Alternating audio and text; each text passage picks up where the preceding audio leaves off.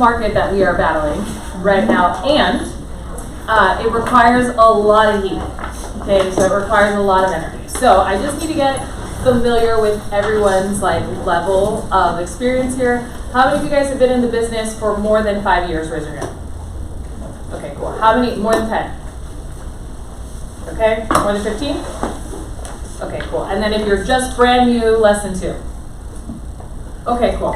So not everything I say will apply to the newbies. I will give you a plan afterwards.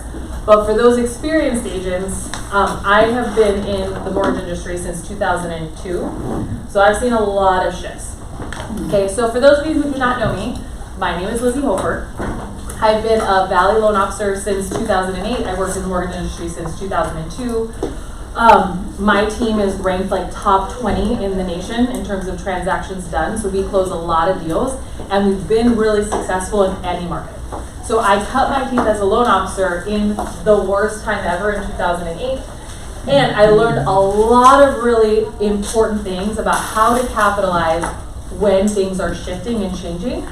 Primarily because people don't like change, right? And people have a hard time adapting. So I know you guys understand that the market is different than last year. It's different than the year before that. But what we really want to do is talk about what exactly is different, right? And how do we become the expert in a market like this, okay? So my personal professional opinion is that this market right now is temporarily shifting, okay? It's like a hose that has a pinch in it. Have you guys ever seen that? Right, so a hose that has a pinch in it, the water stops coming out, but the water doesn't go away, the water builds up. So right now, the US economy is 30% real estate driven, okay? Real estate impacts so many verticals that 30% of the whole US economy is made up in real estate. Because we have such a aggressive inflation problem, so the rapid rise of costs of goods and services, the government has forced a slowdown in real estate. That is what happened. They also were the ones that propelled real estate, okay? So they have a lot of control, and because they have so much vested interest in the success of real estate, I know for sure this is temporary, okay? Because if they let real estate sink, the US economy sinks. Okay, so we have really good insulation and security, but we have to have staying power, okay? So the other thing I also know about this economy is that millennials and Gen Zs are a very large population, and every single day more and more of them are creating families. So bigger families require bigger houses, require people purchasing homes, and that demand has not gone away. It's just right now it's going to the rental market, okay? The other thing that we saw is that demand was artificially high because we had a lot of conglomerates, a lot of LLCs, big corporations purchasing, and a lot of the influx in inventory right now is because they are driven by Wall Street, and we are now in a recession, and now they have to liquidate their books. Okay, so we are just at the mercy of so many things, all things that are temporary. Okay, so for me, things that have really worked in a shift is it's kind of like double time right now. So everything that I have to say to a client, that I put out on social media, that I say in a class has dual purpose, right? What works for today, right? And what will work 6 months from now? What does that messaging need to be? And then I will tell you that I've had to up the activity by 50%. So what worked last year, the phone never stopped ringing, okay? But what worked 3 years ago, you gotta up it by 50%. That's the market we're in, okay? So for all of you experienced agents, okay, this is a plan that I do every single quarter. I follow, and if you don't do this, write this down, I follow a fiscal calendar, so my 2023 starts October 1st. So in August and September, I'm gathering all the data that I need and formulating a business plan, and October 1st is the day I run it. Okay? In order to do that, though, I have to take analytics and data from my business. Okay? So for everybody here, is everyone's been in real estate for at least a year, maybe? I think a couple months, right? Okay.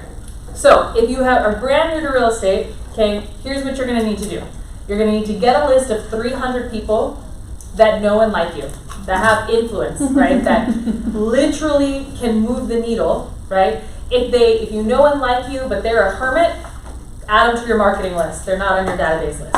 Okay, and then you're gonna need to get into a routine prospecting schedule, no less than like 2 to 3 hours a day.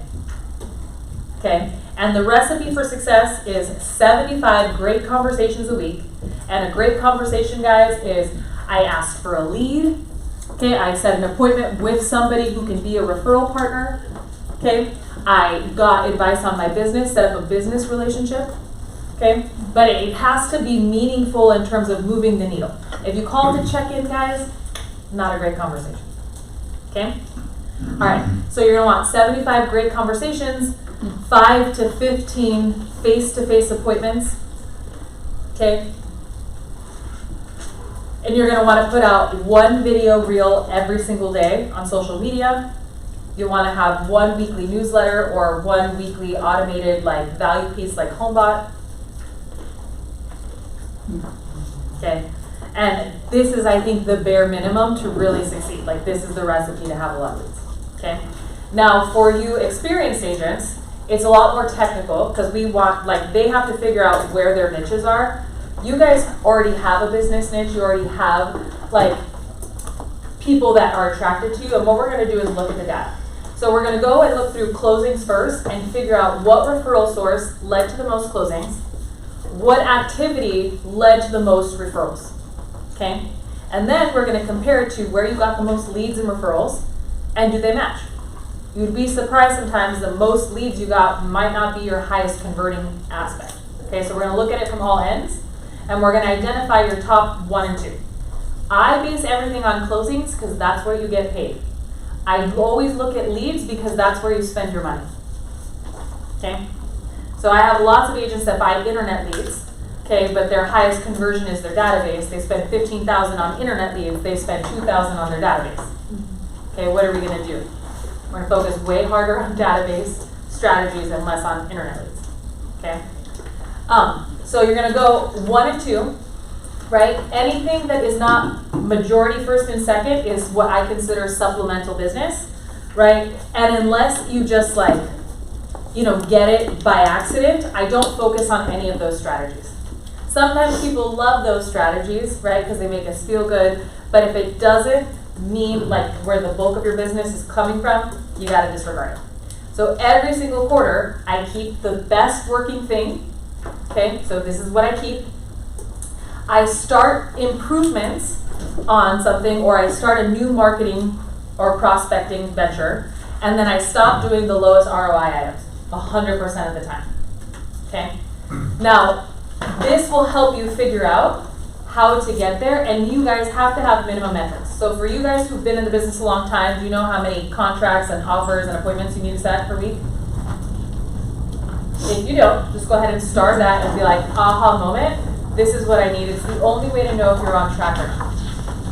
So like for my team's goal is to close 60 transactions minimum per month, which means that I've got to have 20 contracts in every single week because there is a 15 to 20% fallout rate. In fact, it's gone to 25% due to this awesome new market. Okay, right? So we have fallout rate, we have cancellation rate, people go with other lenders, so I'm just trying to figure out what that accounting is for. In order to have 20 contracts, that means that my team has to review like 30 to 40 new files every week, which means that I have to get anywhere between 80 to 100 leads every week, right? Depending on our various sources. So for me, I'm tracking leads, I'm tracking pre-approvals, I'm tracking contracts, right? And I am staying on top of those. If I stay on top of those, I hit my goals, okay? If you do not have a map, right, you don't know where you're going. You guys are all pretty successful because you guys are hard workers and you have great customer service. I imagine everyone in the room would say that about themselves. But if you want to get really focused, if you want to leverage a team, if you guys want to really win in this market, you have to be way more strategic because we all have the same amount of time. And I don't know about you, but I am still burnt out from the last 3 years of craziness. Yes or no? Mm-hmm. Like I haven't recovered from that. I feel like I just got whiplash into a whole different set of problems. Okay? All right. So this is how you come up with business metrics. The next thing is we got to analyze those things. Okay, like I said, you know, is this similar to your previous years?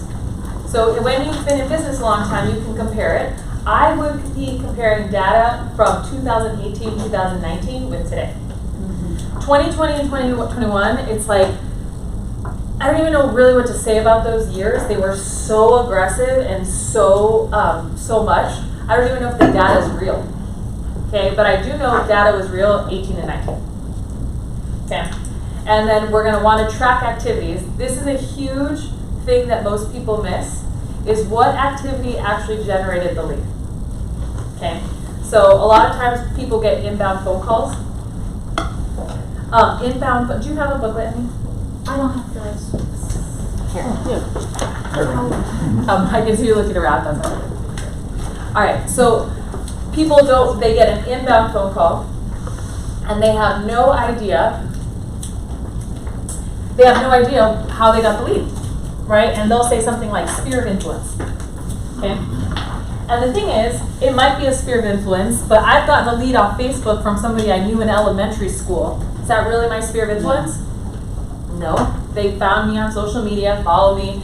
They might have gotten my phone number from someone we know, and that's how it happened, right? So it's really important that you actually track the activities. If it's an inbound call, it's probably from marketing. It's probably from marketing or a referral that came from some sort of database strategy or some form of prospecting. Okay? So we want to pay attention to activities that generated leads and people who referred you leads. Okay? All right. Then we want to focus on how much time costs and actual money costs go to each one of these things. And every single quarter, guys, you want to improve on your best strategy by 20 to 30%. You want to add a new strategy, and like I said, we're dumping the lowest ROI item. Does that all make sense? Everyone following me? Where is it? I'm lost. We're on page 2. All right. I always write a goal list for what changes I'm making. So again, I change things in 3 areas only. You can only have so many focuses. If you have, there's a book called The 12-Week Year. Have you ever read it? Not, write it down. Honestly, it could be a TED Talk. The book's kind of irrelevant. Or it's not irrelevant, but it's like, have you ever read a book you're like, I could have listened to this on a podcast for 30 minutes? Essentially, it's like a business plan that you execute every 12 weeks. And every 12 weeks you improve on it. This is kind of what that is. So for every quarter, we improve on a prospecting strategy, a marketing strategy, and a sales skill. Okay? So, there's only so many phone calls you can make with the time that you have, right? So we have to always be improving what we say, what the scripts sound like, what the market sounds like, etc. We'll go over that in a little bit. In marketing, we want to see, okay, based on the last 90 days, which ones had the most engagements, the most call to actions, right? And then in prospecting, we want to see based on the activities, right, what generated the most leads. So in my prospecting regimen, just so you guys know, I make all of those phone calls, but for me, I convert the best in person. So I've made it a point to do what's called a milk route. So I go start at a real estate office, I book an appointment, and I meet with that agent, and then I have that agent bring me around the office where I can meet more agents. I teach leveraged events where I teach classes on skills and sales, right? I do lots of different seminars. I'm trying to get in front of people because this is where I convert the highest. Okay? You would only know that if you were tracking your activities, and then that's the thing we want to do more of. So on weeks where I have limited time, I cut my phone calls down and I book way more in-person appointments. Okay? So that's super important.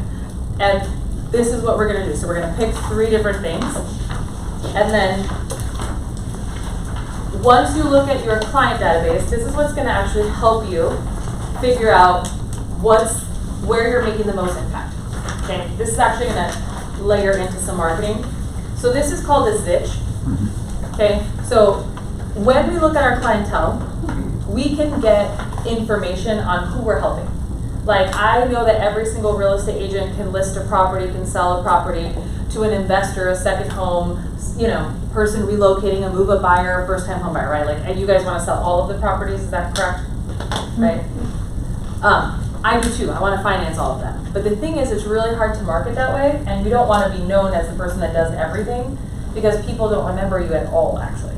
So you want to look at, again, like I said, majority rules. Who are you helping the most clients? So I help the most first-time home buyers.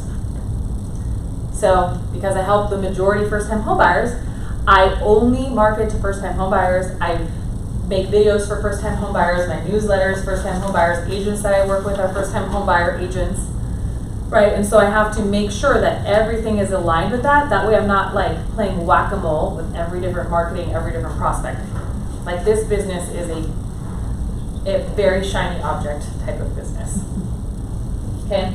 And so you want to figure out where you're providing the most value to what client, okay? And you want to figure out like what things work for them. Okay, so for first-time homebuyers, I know that video marketing works great for them. The Facebook and YouTube Lives work great for them. The infographics work great for them, right? These are all things that they love and that bring them back to me, like the how-to guides, the Smart Sense budget, everything. This is first-time homebuyer. This is where I provide value. Then for here, I look at what issues do we have, okay? So I work on a big team. Sometimes it's a little clunky with communication, right? So this is generally always an issue that I write down because I'm always constantly trying to improve on it, okay? Then I look at what changes can I make, right, to how I improve my marketing communication with these clients. And then I look, this is haters just because I was trying to look for like a fun thing to make a stitch with. But really it's just your competition. Who is winning in the same space as you and what are they doing well? Okay. I will tell you that agents get this one wrong the most. They see an agent doing something online and they immediately start copying that, right? You've seen, I mean, one thing that I think is interesting is most agents follow a lot of other agents on social media, okay? And if one person's showing the open house or just solds, then everyone starts doing the open house just solds, okay? So here's what I want you to know. I want you to find the market leader in the area in your niche that you want to be like, okay? So let's say it's in sphere marketing, or if it's in, like Kenny Klaus is a neighborhood mayor. Okay, Eileen Cass, same jam, in McDowell Mountain Ranch, same thing. She's like the mayor, she has a newsletter, everyone goes to her for everything. If I was going to try to emulate that business, they would be the market leaders, and I would write down everything that they do well, and instead of copying them, I would figure out how you could be the opposite of them. Okay? So we want to be the opposite, right? Because there's always market share in opposite. Like when you steal the number one person's marketing ideas, it could work for you. I'm not saying it can't work for you, but oftentimes you reinforce that person's brand. Right. Oftentimes your marketing dollars are spent sending them leads. Ask Russell Shaw about this. Seriously, I interviewed him on a podcast once and he was like, yeah, I can't even tell you how many leads I get from other realtors marketing. And it's because they're taking his taglines, his unique selling propositions, and they're using them in theirs, okay?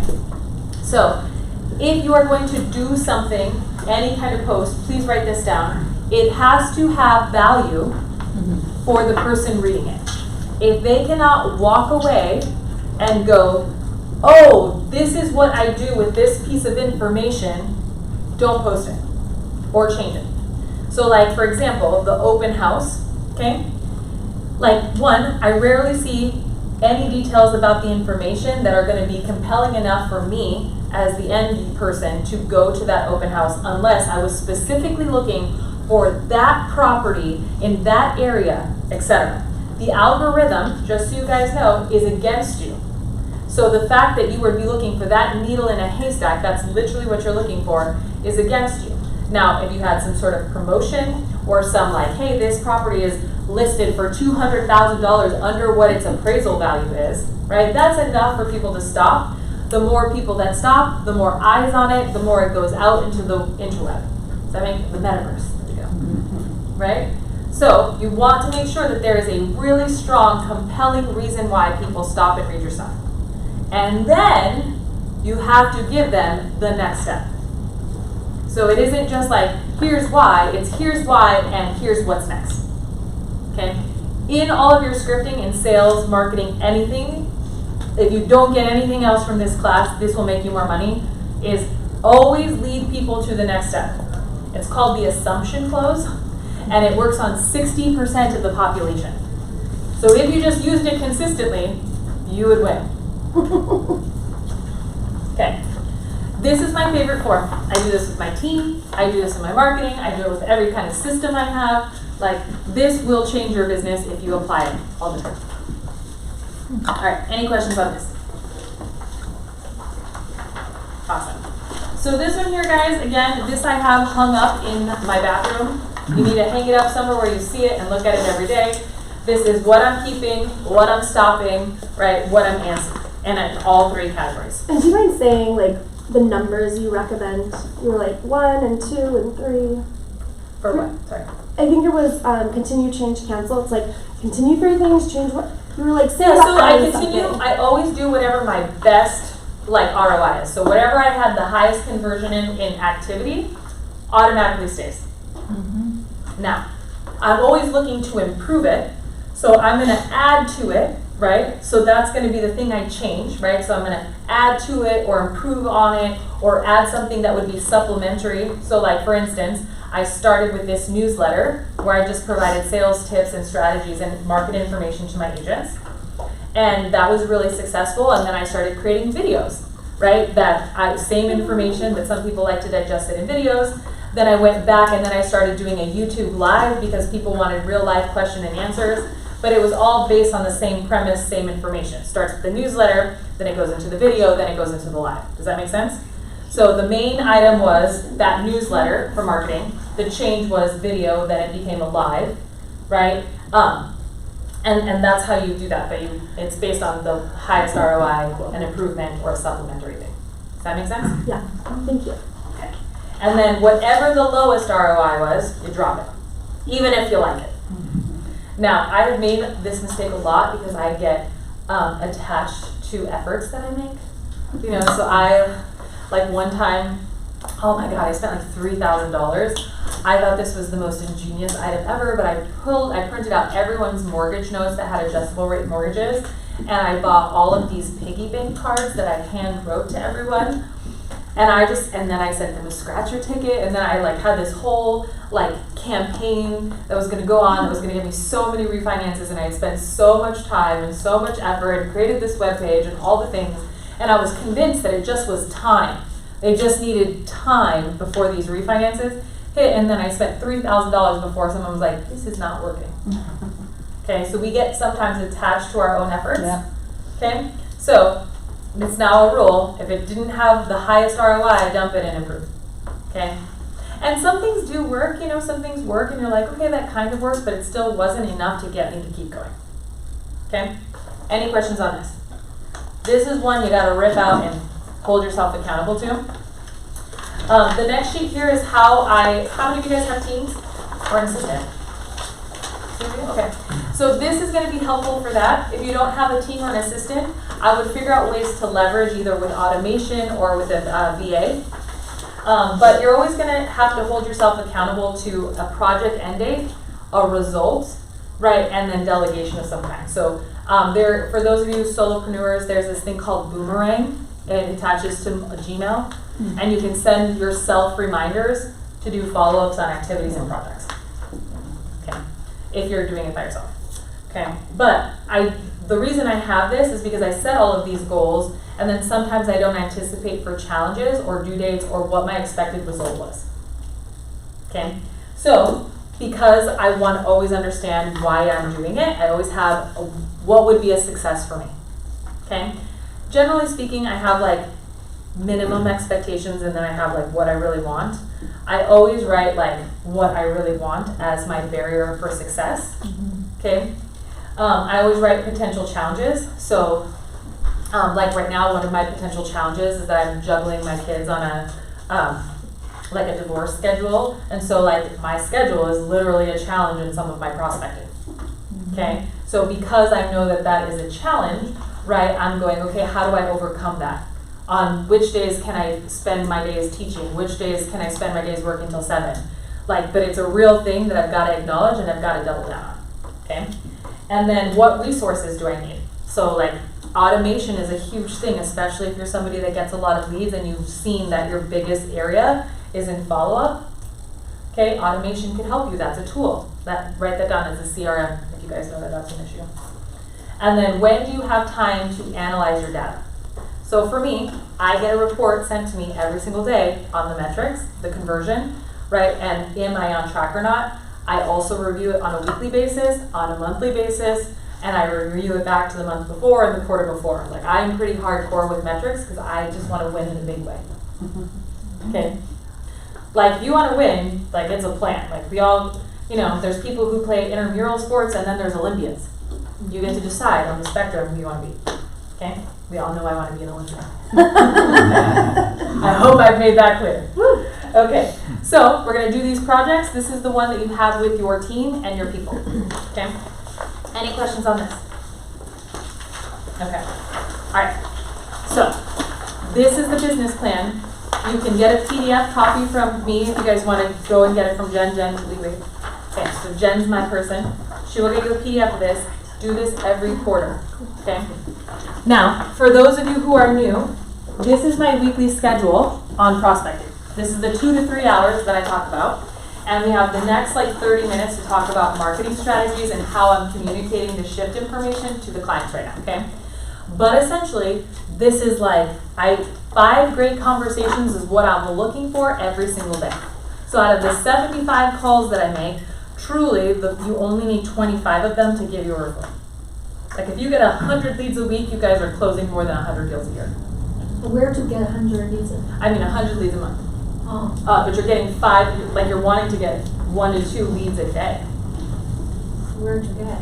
You call people that you know, you go door knocking, you sit open houses, you call internet leads, you shake hands and kiss babies at the grocery store. I kiss you, baby. Guys, like, if you meet me, we are talking about home loan. If they meet you, you should be talking about real estate. Okay? Like, and it's easy to do, just so you know, because you asked that question, we have some new people in the room. The conversation to talk about real estate is, oh my God, how's the family? Any big plans for the weekend? How's the job going? Right? Wow, any big goals you're wanting to accomplish? And then what happens is, how is your family? How is your job? And then when people ask you about your job, you say, you know what? This market's a little bit challenging right now. I have 3 listings that I'm really trying to get buyers for. If you happen to know anyone that's looking in Cave Creek for a 3-bedroom, 2-bath ranch house with horse stables, like I could really use your help getting it sold. And they'll probably say something like, I don't really know of anyone, but my cousin was talking about buying a condo in Scottsdale. And you bet, well, I would love to help her too. Would I be the person that you would refer? Would you mind me getting her contact information? That's how it goes. When people ask me about my job, I don't go, oh, it's great. It's great sounds like I don't need your help. I'm good, thank you. I'm like, I always need people's help. I always want your leads. Okay? So that's how it starts. But it's family, recreation, occupation, and goals generally gets people, unless they are going through something and a little self-involved, gets them to ask you questions back. Okay? It happens. Life happens to people. Yeah. Okay? So every day is themed. So like I call influencers, so people who have big impact on Mondays, because I'm trying to book appointments for that week or the following week. Right? People are the freshest on Mondays, especially business people. Okay? Tuesdays I do updates on anyone I'm in contract with, pre-approvals, anything. Wednesdays are past clients. You guys can do house reviews. How much equity do you have? Home anniversaries. Did you get my HomeBot email? Okay. Then on Thursdays, Thursdays I call my hot leads because I want to know who's going out on the weekend. And then Friday, I'm calling business people again because they're the ones that are either golfing and very flexible and I can easily reach my attorney on a Friday. Okay. And so this is, and because I know that they're in a, fun mood, it's easier to book an appointment. So, does that make sense? Okay. So this is all themed out. You will notice that I have 3 impact areas because I want to win every day. Typically, again, prospecting, marketing, right, sales skills. Then I have marketing. I have to do 1 marketing activity. Okay, you got 15 face-to-faces or conversations, 5 of which have to be good. You know it's a good conversation when you have homework, right? When somebody asks you for something and you can follow back up with them to provide value. Okay? Then every single day has a recap time. What do I have to do for tomorrow? How do I set myself up for success? Did I check all my emails, answer all my voicemails, right? All this stuff. And then what were my choke points? What held me up from getting the job done? Okay? Like, we want to be so laser focused, guys, when it comes to winning, especially in a market like this, because it is so tough and there's so many of you. Like, the boom brought so many real estate agents to the table. It's unreal. Same in loans. And the thing is, until they realize that this is no longer a good time, we have 6 months to like really deal with this. We have less transactions, more competition. Okay, so you have to be way more on your game. This is a market, guys, that requires experts. Like, it requires somebody to know how to sell your house. I met with a bunch of agents that work for a very popular brokerage, okay, that had no problem selling a house in under 3 days. Okay, and when those houses don't sell under 3 days now, they are panicking because they're like, the house, there's no buyers. It's like, I used to sign 6-month buyers listing agreements. That was a thing, and not that long ago. Okay, like 90 days is not a big deal for your house to be on the market. Okay, what has to change is your expectations. So right now, you guys gotta hone in on your skills and be so laser focused. I hope I really sold that to you. Okay, so this is a week's worth of activity. It is thick, which means that you guys gotta do lots of work. I do lots of work. Does it sound like I do lots of work? Yeah. Yep. Okay, cool. All right, so any questions on that before we get into marketing message? Okay, so I love marketing and I love sales. Okay, every single shifting market, there's always a winner, there's always opportunity, there's always some part of the demographic that is being untouched. Okay, right now, this is the market right now for first-time home buyers. And the reason for that is despite higher interest rates, they have less competition. So remember when I gave you that analogy about a hose? Every single time you tell a story, you have to have a visual. Write that down. You have to have a visual that people can walk away with and understand your concept. So I've told you guys about a pinched hose. So when I talk to my first-time homebuyers, I'm like, hey, this is why this market is so great. You want to wait till interest rates go down, but that's when everyone wants to buy. Do you remember what it was like a year ago? Do you remember? There was 70% of homes had a bidding war. 70%, that's actual a national statistic. You guys they can Google it. And you can say, you can Google it. Yes, which one? Every time, Sorry? you said every time, you said write it down, but I don't. Have a visual. A visual every time. Okay. Yes, so you have to have a visual. No, it's good. You have to have a visual because people, this is how they remember things. So I'm giving you a visual right now. This is a hose. Okay? There was 70% bidding wars. In this market, believe it or not, July, 30% of listings still had bidding wars. Okay? It is not a buyer's market. It feels like one because it's not insane. Right? But homes are still going for like over 97% of list price. Okay? But it's not going for 110% over list price. And that is a huge swing. That's a 30% shift. Okay? And so we talk to them, I'm like, do you want to, because like, here's the difference, okay? Here's another analogy I'm going to use right now with a good visual. Okay? When you buy, when everyone else wants to buy, you are subject to market price. Okay? Market price is not value. Okay? For example, an Xbox at Christmas time. Okay, that thing is worth $700-800. That's what it's worth. At Christmas time, especially if you're a late shopper, that thing can go 4 to 5 times its value.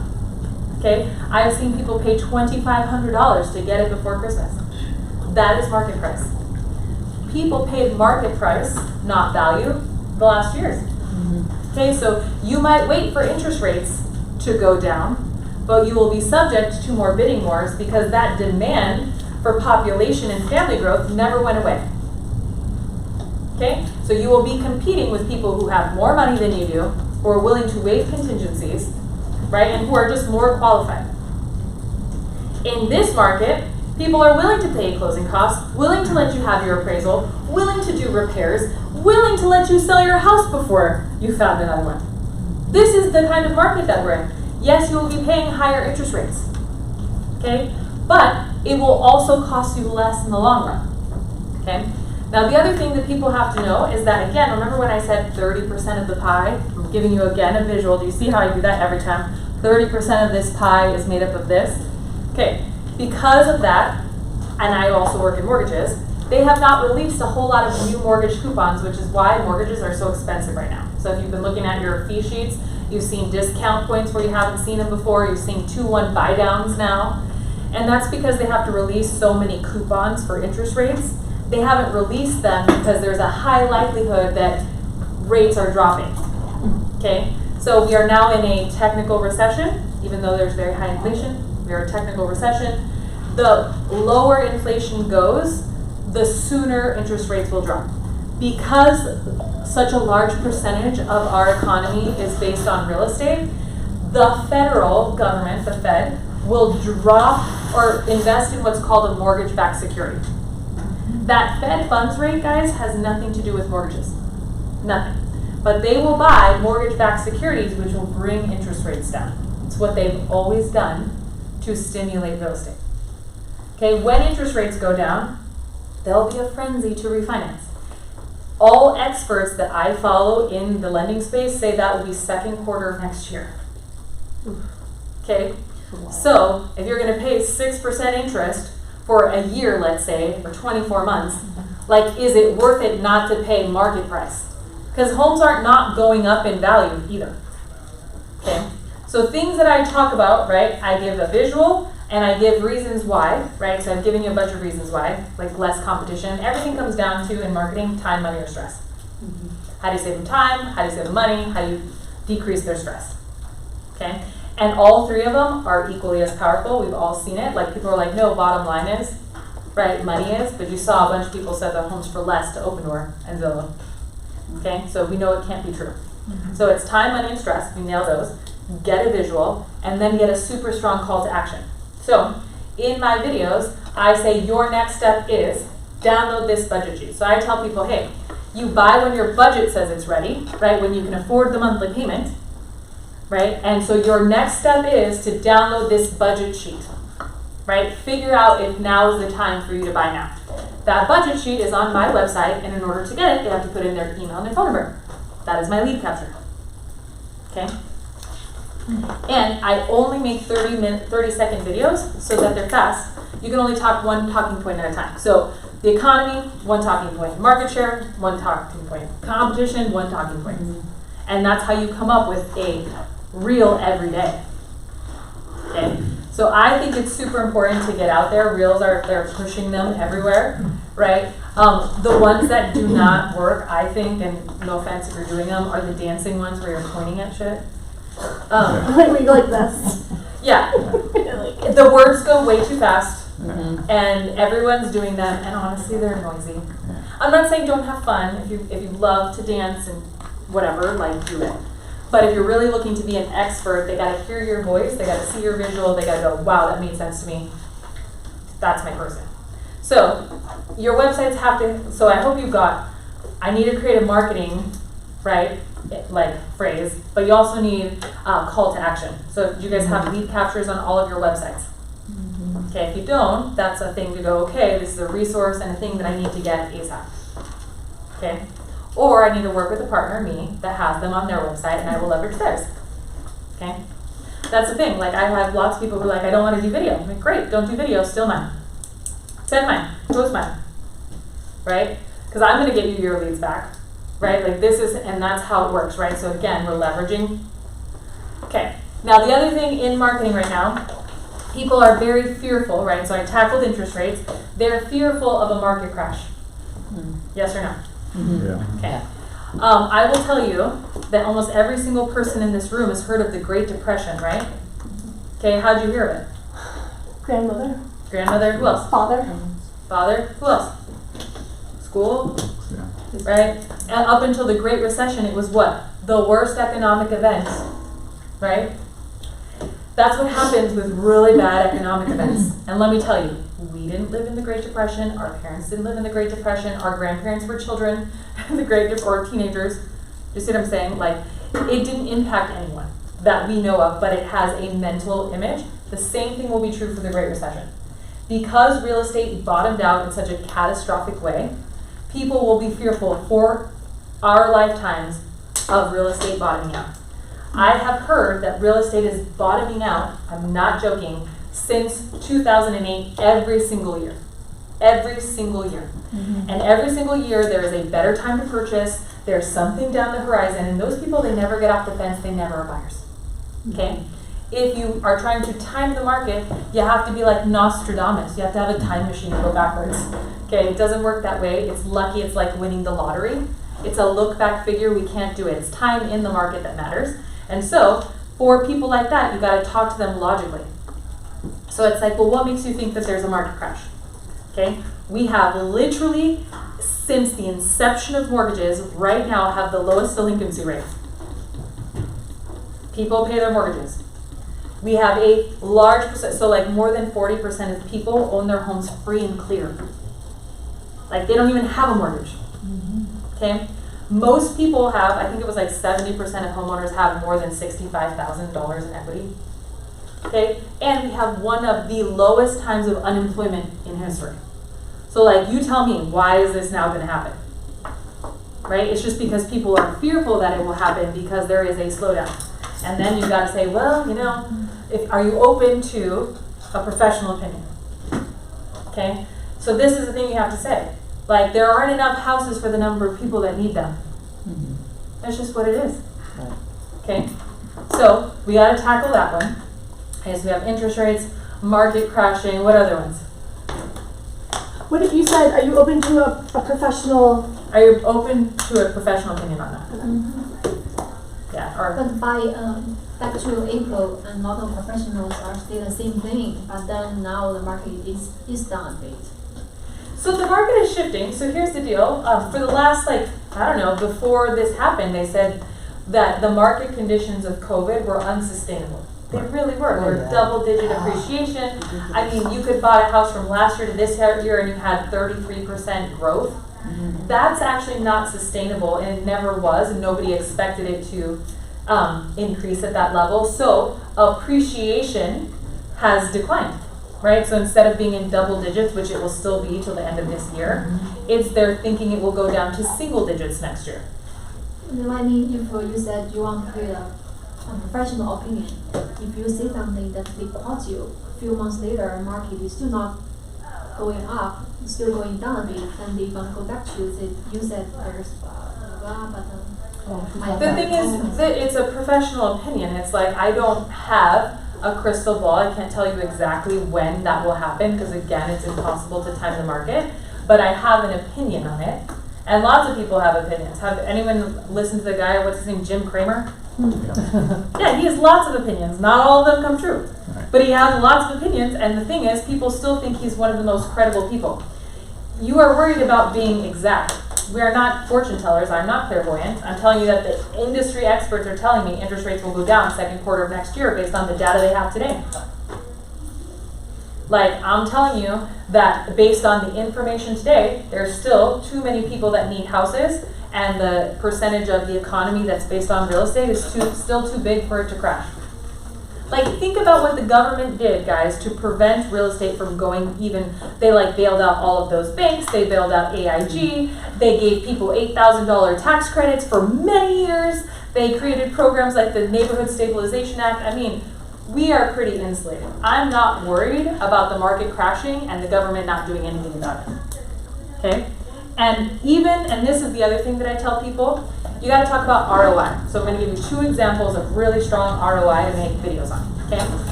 So real estate is not intended to be a quick get-rich scheme. Okay? This 30% thing, again, not sustainable. It's intended to give you a utility, which is a roof over your head. Does everyone agree with me? Right? It provides us with shelter. In addition to, it appreciates your cash investment, appreciates on the total value of the home and not just your cash investment. It's the only type of investment that there is like this where you can leverage to purchase it and you get maximum return. So on a $400,000 house, generally speaking, people will put a 5% down payment. They'll pay about $7,000 in closing costs. If that house appreciates, 3 to 5%, they will have made 100% return on their money, right, in 1.5 to 2.5 years. That's pretty impressive. Has anyone ever made 100% return on their 401k in 1 to 2 years? What about the stock market? What about a flip? Maybe, right? You just don't make that kind of thing. So it's an over time. So you talk to them about their cash investment. The other thing is that's unique about real estate is that in a national market, so not every demographic is going to be a little bit different, but a national statistic is that if you own your home for 20 years, it will double in value. And this is still true for the Great Recession being included in those years. So if you bought a house in 2006, that house would almost be double today. Like, it's crazy. Like, if you think about that, that's crazy. Okay? So those are things that you would tell people who have those types of fears. It's like, look, I couldn't tell you if it's 6 months from now or 18 months from now, but I know real estate is a super solid investment, and here's why. Okay? I can't predict, like, look, guys, what if all of a sudden there's coronavirus, like, whatever, 1 million, and it comes and wipes out a third of the population? I can't predict that. Then we definitely would have too many houses for the number of people. That changes things. Do you know what I mean? I can't predict that stuff, but based on the data today, right, this is the best information I'm giving you. Okay? Now I can tell you, have you heard other loan officers talk like me? Maybe a little bit, not really. Okay? And it's because I've chosen to be a market expert and have an opinion. Okay? Most people in real estate and lending, they will give you information. Let me tell you, everyone can Google your how-tos. In fact, they don't even have to listen to your videos because lots of little websites tell you step 1, step 2, step 3, step 4. Okay? Nobody wants any more how-tos. Everyone is scared. And when people are scared, what do? They look for people that have an answer. Like, you may not always be right. Jim Cramer's not always right, but because he has an opinion and an answer, people listen to him. Okay? This is what you have to do in marketing. Right now is a really important time to set yourself up as the market expert because you will see that your competition does not know what to say. Like, most people are new in the industry right now. They have not seen a home take 30 days to sell. They don't know what to do with a price reduction. You know, they don't know what, and these are things that you guys, if you're new, you gotta like study, you gotta go meet with seasoned agents, you gotta get aggressive, you gotta figure out solutions, right? You can win no matter what experience level you are, but just know that not everyone's as motivated as you are. So this is why it's important, and it takes guys 6 months to really capture market share, not to mention it's 8 times the same video message before someone actually sees it and interprets it. 8 times. So how many videos do you gotta do? And they all pretty much have to say the same thing in a different way. Okay? And this is how you will win. So I've done this. So in 2008, I was the girl who taught FHA loans. Did I invent FHA loans? No. Right? But at the time, nobody knew, there weren't a lot of people doing them, and nobody knew what type of loans you could get a home loan with. Okay? And then I did down payment assistance. Okay, I started teaching people down payment assistance, and then it was HARP, and then it's bridge loans, and then it's like 203K loans. Like, I'm always trying to teach somebody, like, who's the winner in this environment, I'm trying to teach them. Okay, so like right now, the winners right now, I think right now are first-time homebuyers. You can win as a first-time homebuyer right now.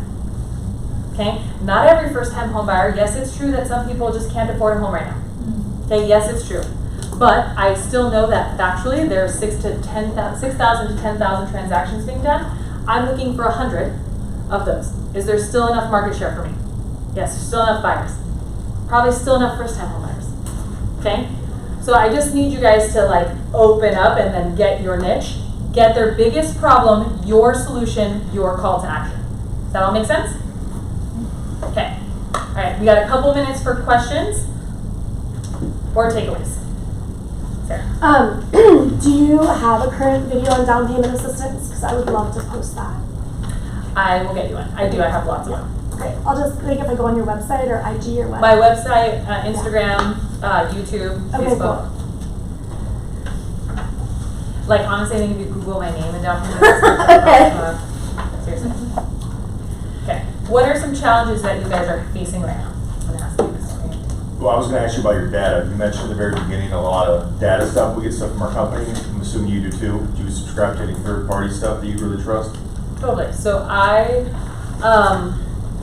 Yeah, so mortgage news daily I really like. Keeping current matters I really like. I'm part of Statista, Black Knight. I'm a nerd. NBS Highway. Like what else? CNBC is a good one.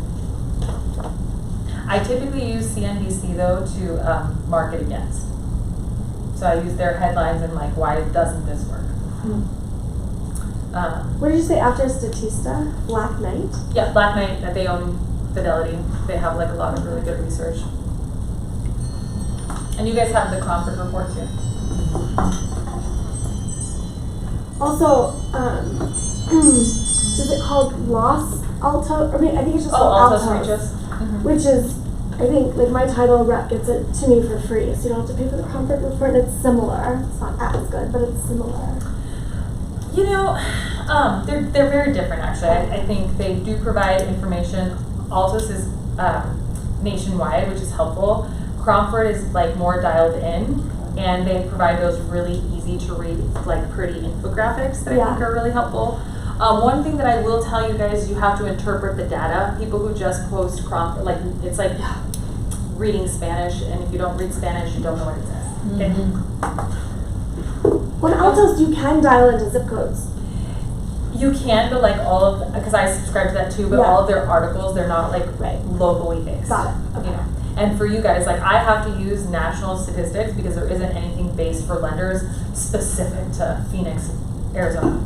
You know, but for you guys, if you could dial it in even via zip code, it's like you'd rather be the #1 real estate agent in 85254, right? Than you would be like you know, marketing. I'm a top selling agent in Arizona. You know. Don't say where I was. Okay. Awesome. Any other questions? Okay. Well, I have a question for you guys. Raise your hand if you got a nugget of information that'll help you close another deal. Okay. Awesome. Because I'm not a public speaker and I'm a loan officer, and I'm going to ask you for that next referral. So if I helped you grow your business, I hope you'll help me grow mine, guys. Thank you so much for coming today.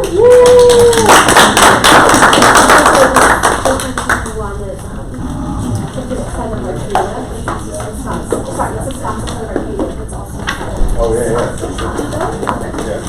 It's really close. Yeah. It's just north. Thank you. This is really good. This is great. Oh,